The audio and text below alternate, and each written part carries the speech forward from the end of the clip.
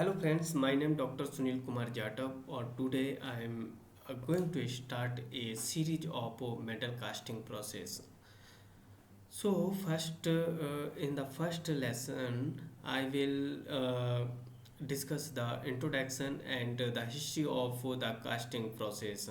So you are welcome in my channel Meta Engineering. So for the study of the metal casting processes, here I will follow the PL Jain and PN Raf book. These books are the very good books, so you can follow these books for the understanding the more. And the introduction of the casting process. First, we will discuss. So, casting is indeed one of the earliest method of the metal shaping known to the human. There have the very very there have the many shaping method, but casting is among them is the very earliest method which is known by the human. And the it dates back thousands of years and has played the crucial role in the development of the civilization. This method allows for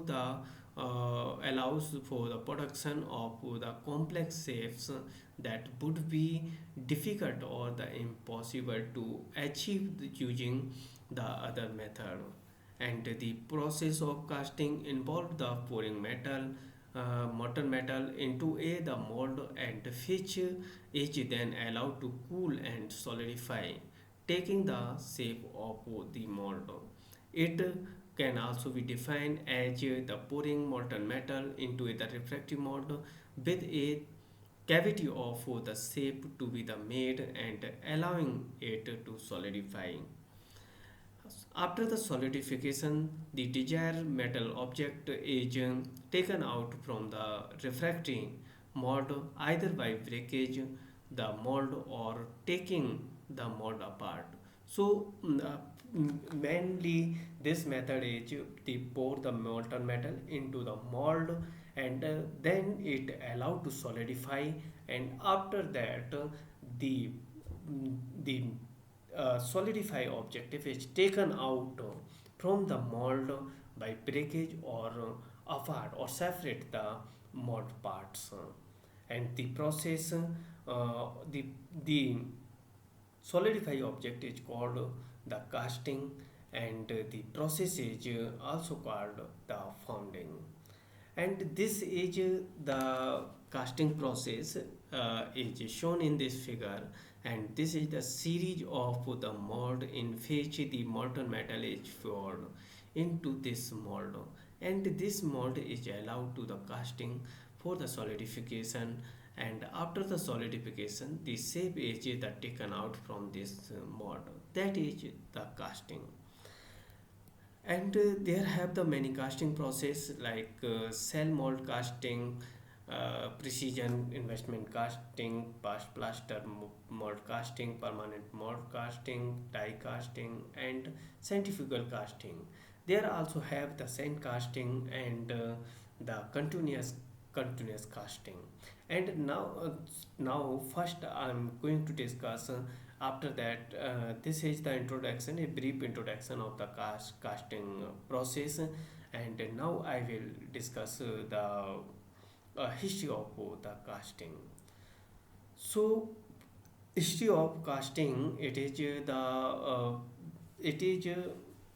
and there have the evidence of the casting process which the evidence are found in the Mesopotamia at around the 3500 BC, and in the many part of the world during this that period, the copper axis and the other flat objective were made in open molds and made of the stones or backed killing.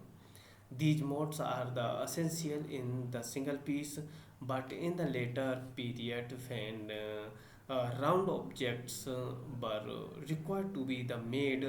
The of the mold was split into two and the more part to facilitate the withdrawal of the round part.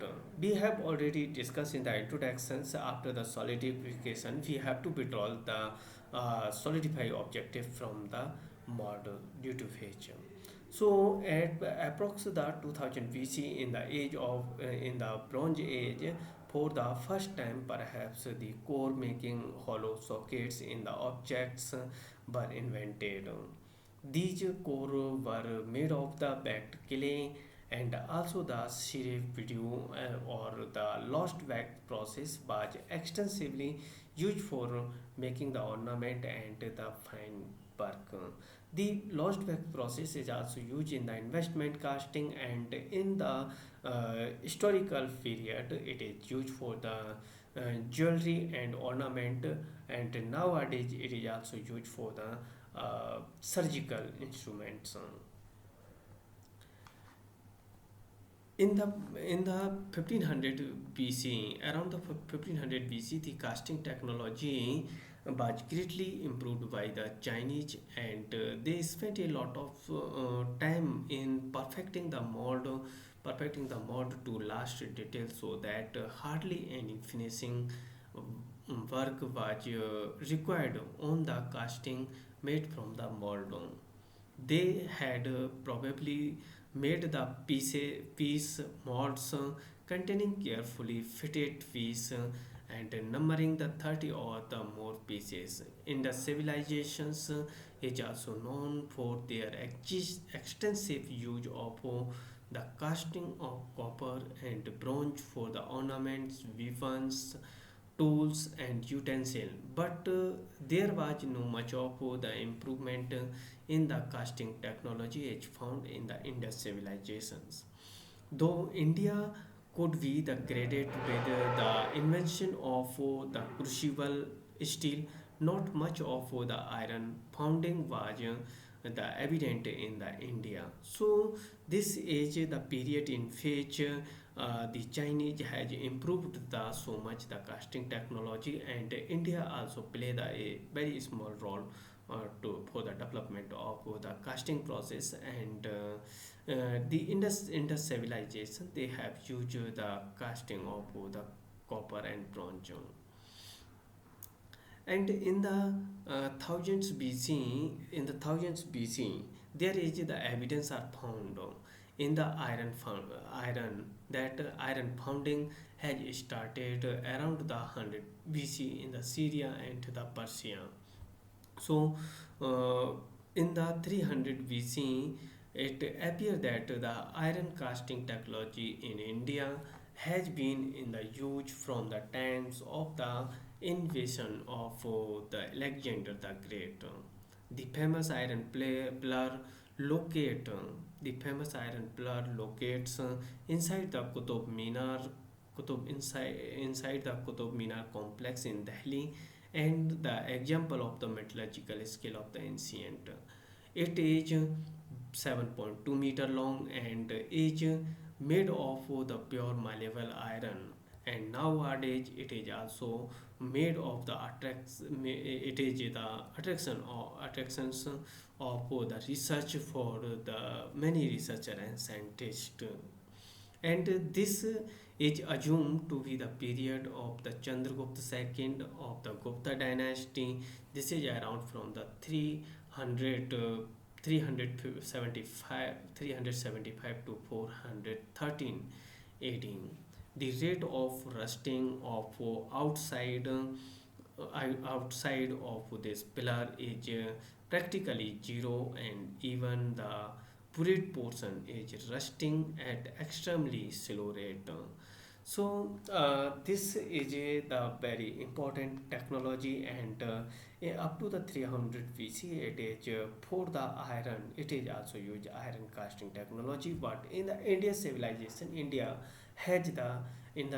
the civilization India has the some role of the casting, that there that times they use the copper casting. So this must have been first and then hammer to the finalized shape. Hammer to the finalized shape.